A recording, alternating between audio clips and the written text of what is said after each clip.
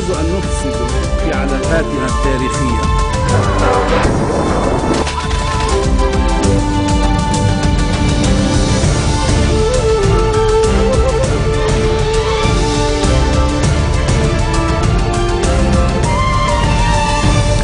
Bonjour, bonsoir, où que vous soyez à travers le monde, merci de nous rejoindre sur Futur TV pour cette nouvelle édition de la rédaction. Voici tout de suite les titres de ce journal. Un enfant syrien de 18 mois mort brûlé vif. L'incendie a ravagé plusieurs tentes de réfugiés à Tyr. À l'origine du drame, la défaillance d'une mauvaise installation électrique. Conférence de l'Alliance du 14 mars à Tripoli. L'opposition appelle à une réconciliation nationale à Tripoli et à l'application de la justice.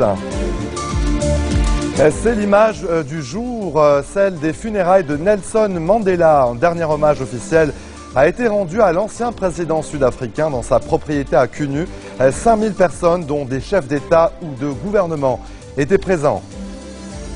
Et à suivre également dans cette édition, une nouvelle fois, les opposants au président Viktor Yanukovych sont descendus en masse dans les rues à Kiev pour exiger sa démission. Je vous le disais en titre, un enfant syrien de 18 mois est mort, brûlé vif ce dimanche dans un incendie qui s'est déclaré dans plusieurs tentes de réfugiés dans la région de Ras El Ain, c'est au sud de Tyr. La défense civile et l'armée libanaise sont intervenus rapidement pour maîtriser les flammes. À l'origine du drame, la défaillance d'une mauvaise installation électrique. Le feu a causé d'importants dégâts matériels.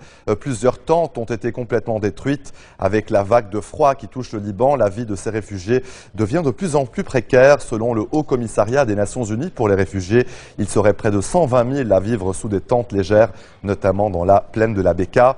Les agences humanitaires ont distribué 255 000 couvertures et plus de 6 000 réchauds ces derniers mois. La situation est encore plus dramatique en Syrie où la neige complique la vie quotidienne déjà rendue très difficile par la guerre. L'ONU a dû renoncer vendredi à ouvrir un pont aérien. 40 tonnes d'aide devraient être acheminées vers les régions kurdes dans le nord et dans le centre du pays. Les corps gelés de 2 hommes âgés d'une trentaine d'années ont été retrouvés sur la route reliant Oula à la région voisine de Hama. On ignore s'il s'agit de civils ou de rebelles. L'Observatoire syrien des droits de l'homme confirme toutefois la mort par hypothermie d'un commandant rebelle près de Homs. Et les combats se poursuivent en dépit du froid et de la neige, en particulier sur le front d'Adra, c'est à l'est de Damas. Les rebelles se sont emparés ces derniers jours d'une des principales entrées de la ville. L'armée a lancé une contre-offensive pour chasser les insurgés. Les combats ont fait depuis mercredi 28 morts, des civils appartenant à des minorités religieuses.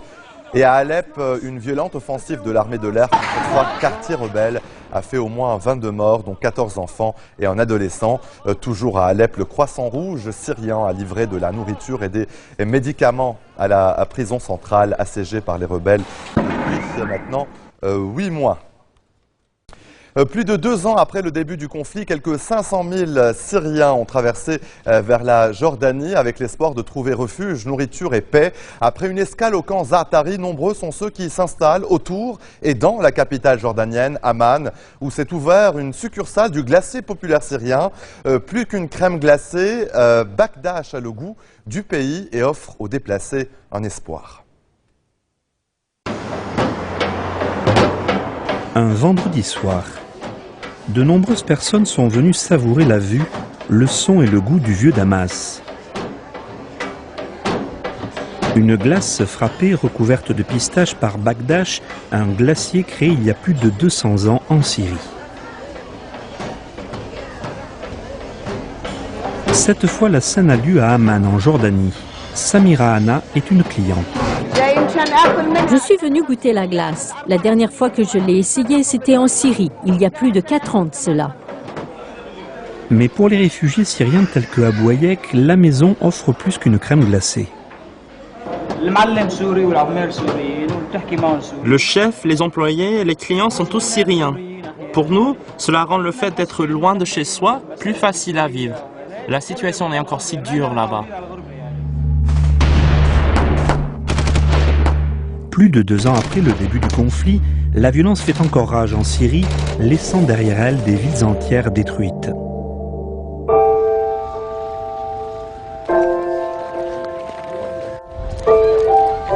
de 500 000 Syriens ont traversé vers la Jordanie, prenant avec eux le peu d'effets personnels qu'ils ont pu réunir, avec l'espoir de trouver refuge, nourriture et paix.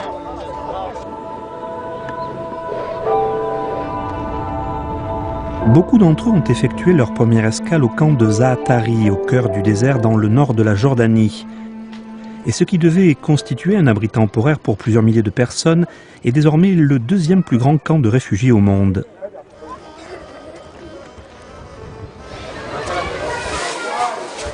Chaque jour, ce sont près de 4 millions de litres d'eau et plus de 500 000 pains qui sont distribués ici. Andrew Harper, représentant du HCR en Jordanie. Ce bout de désert jordanien a offert aux réfugiés une terre d'accueil où s'abriter. Durant les 4 derniers mois, nous avons reçu 350 000 Syriens.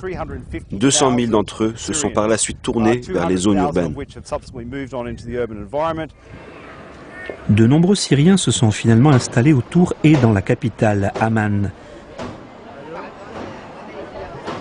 La glace ne rappelle pas simplement le goût du confort de la maison, elle sert aussi au marché de l'emploi.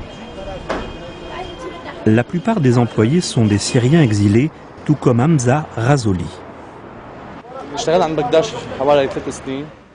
J'ai travaillé pour le glacier Bakdash en Syrie pendant 3 ans. Mais nous avons commencé à rencontrer des difficultés dans notre quartier et j'ai dû m'enfuir en Jordanie. Mon patron m'a aidé à trouver du travail ici dans sa nouvelle filiale de Amman. Il n'a pas été facile d'ouvrir un nouveau glacier Bakdash ici à Amman, mais le propriétaire Mouafak prévoit un succès pour son entreprise. La situation en Syrie reste inchangée et les affluences de réfugiés ici à Amman sont importants. De plus, nous avons trouvé un bon emplacement densément fréquenté et entouré de restaurants. Avec ses douceurs au goût d'une époque meilleure, il espère que les affaires seront bonnes et qu'elles créeront plus d'emplois.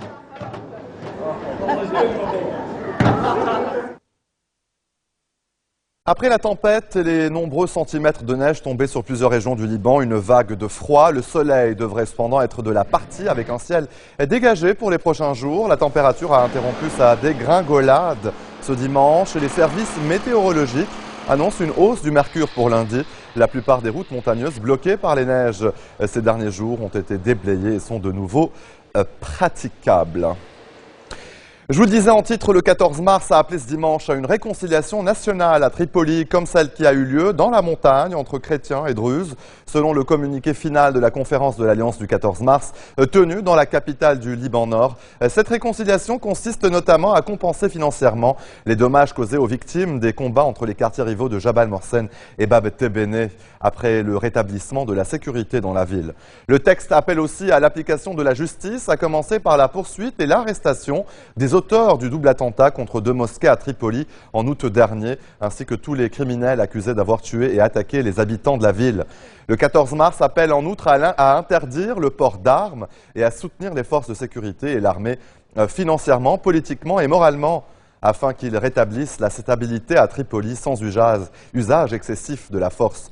L'Alliance appelle enfin à reconstruire les ponts de la confiance entre l'État et les Tripolitains et à mettre en plan pour le développement économique et social de la ville, ainsi que de donner la possibilité à certains combattants d'intégrer les forces légales, que ce soit l'armée ou les forces de sécurité intérieure. Et dans son intervention, le chef du bloc parlementaire du Courant du Futur, Fouad Signora, a accusé le Hezbollah d'être devenu une force d'occupation et de répression de par son intervention armée contre la rébellion en Syrie. Signora a invité le mouvement chiite à se désengager de Syrie afin de réintégrer le giron national libanais. Il a également appelé à la formation d'un gouvernement de salut national capable d'instaurer le dialogue entre tous les Libanais. Signora a en outre vivement condamné à la fois l'extrémisme de certaines parties chiites ainsi que l'extrémisme sunnite takfiri, vecteur d'actes innommables. Il a appelé à préserver la coexistence, la démocratie et à soutenir le Liban, partie définitive arabe d'identité et d'appartenance. Non à un Liban perse, américain ou européen, a-t-il encore martelé. Le patriarche maronite, le cardinal Chararahi, a appelé ce dimanche les Libanais à élire un président de circonstance. Dans la partie politique de son homélie dominicale, le prélat a encouragé les dirigeants libanais à prendre des mesures audacieuses et héroïques afin de sortir le Liban de la crise. Le patriarche maronite a par ailleurs salué les initiatives concernant le dossier des réfugiés syriens et s'est dit désolé de l'indifférence des grandes puissances dont les dirigeants se lavent les mains de toute responsabilité. Et puis sachez que le président de la République, Michel Sleiman, a reçu hier soir au palais de Barabda le chef du Parti socialiste Walid Jumblat, accompagné du ministre sortant des Affaires sociales, Wael Abou-Faour. Les responsables ont passé en revue les derniers développements au Liban, avec en tête la crise des réfugiés. Aucune déclaration n'a été faite à l'issue de cet entretien. Et sachez aussi par ailleurs donc, que le chef de l'État s'est envolé ce matin pour Paris pour une visite privée cette fois. Allez, restez dès notre retour de la pause. Les Chiliens votent ce dimanche pour le second tour de la présidentielle.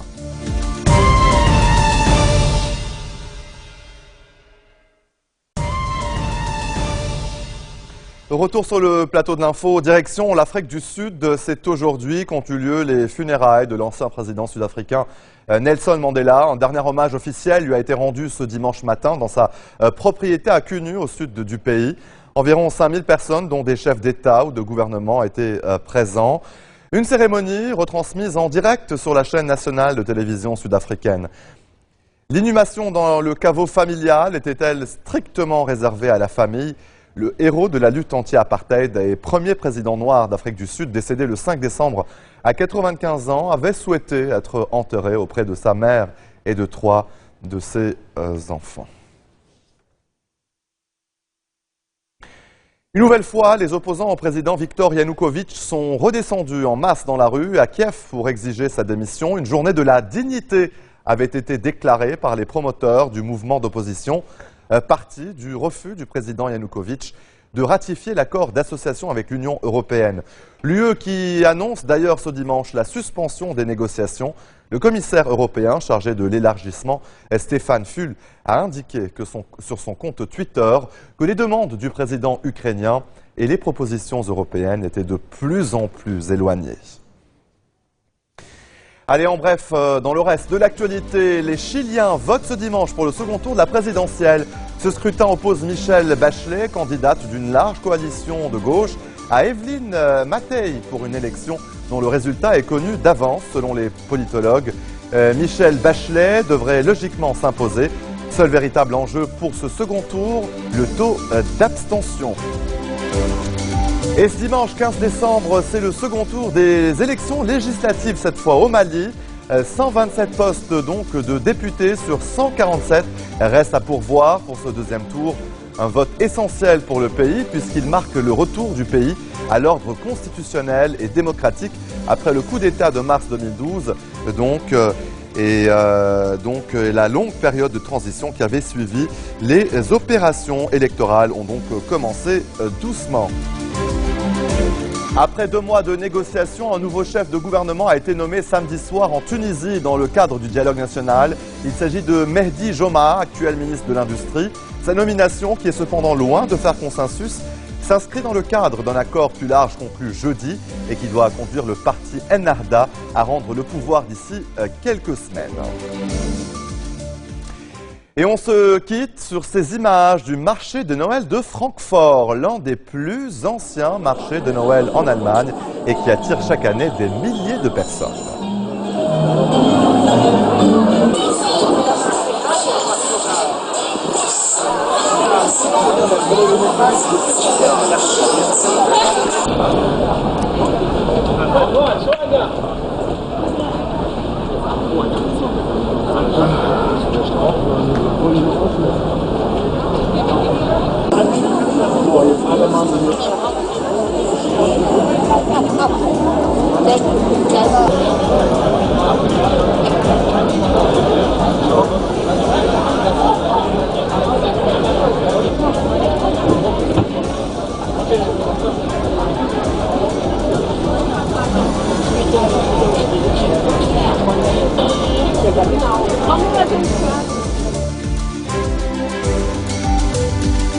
C'est ainsi que se referme cette édition. Voici tout de suite le rappel des titres qui ont marqué l'actualité de cette journée.